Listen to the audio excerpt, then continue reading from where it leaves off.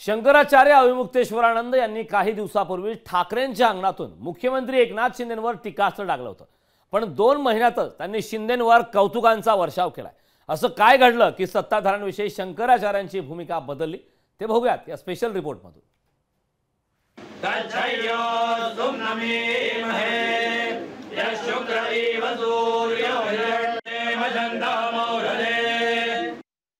जब तक पुनः महाराष्ट्र के मुख्यमंत्री की कुर्सी पर आप विराजमान नहीं हो जाते, तब तक हम लोगों के मन का ये जो दर्द है, ये पीड़ा है, ये दूर नहीं हो सकती है। ज्योतिर्मठाचे शंकराचार्य अविमुक्तेश्वरानंद यांनी मातोश्रीवर जाऊन शिवसेना उद्धव बाळासाहेब ठाकरे पक्षाचे प्रमुख उद्धव ठाकरेंना आशीर्वाद दिला आणि शिंदेंना विश्वासघातकी देशद्रोही म्हणत शिंदेंच्या बंडावर सडकून टीका केली होती। जोपर्यंत उद्धव ठाकरे मुख्यमंत्री होत नाही तोपर्यंत महाराष्ट्रातील लोकांना शांती मिळणार नाही असं म्हणणारे शंकराचार्यांचा सूर अचानक बदलला। शिंदे सरकारनं देशी गायला राज्यमाता गोमातेचा दर्जा दिल्यानंतर शंकराचार्य मुख्यमंत्री एकनाथ शिंदेंच्या वर्षा या शासकीय निवासस्थानी पोहोचले आणि मुख्यमंत्री शिंदेंवर स्तुतीसुमनं उधळली। गायीचा मुलगा अभी ये कह रहे थे कि सीएम का मतलब चीफ मिनिस्टर नहीं, सीएम का मतलब कॉमन मैन है। हम कहते हैं सीएम का मतलब काउज मैन।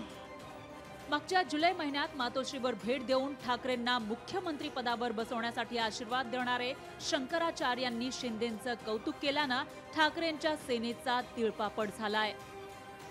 त्याचे म्हणाले एकनाथ शिंदे खरे हिंदुत्ववादी आहेत, हनुमानासारखी जर छाती फाडली तर ते खरे हिंदुत्ववादी दिसतील। एकनाथ शिंदेने छाती फाडून दाखवावी आतमध्ये हनुमान आहे की नाही। शिवसेना युबीटीच्या नेत्या किशोरी पेडणेकर यांनी शंकराचार्यांचं मनपरिवर्तन झाल्याचा कयास लावला। त्यांनी ज्या पद्धतीने देशामधल्या राम मंदिराला विरोध केला होता, तरी राम मंदिर झालं, राम मंदिर झाल्यानंतर पण जे जे प्रकार घडले, गळती म्हणा काय म्हणा ते सगळे आपण बघतोय।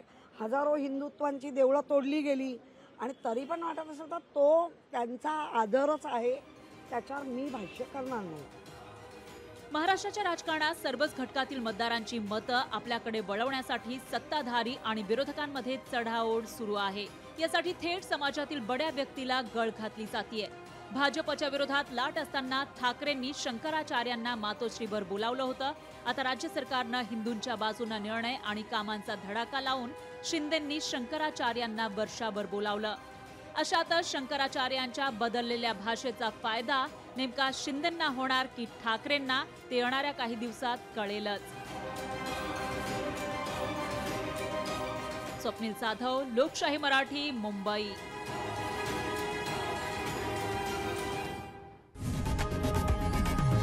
लोकशाही मराठी ऐका, पहा, जागरूक रहा।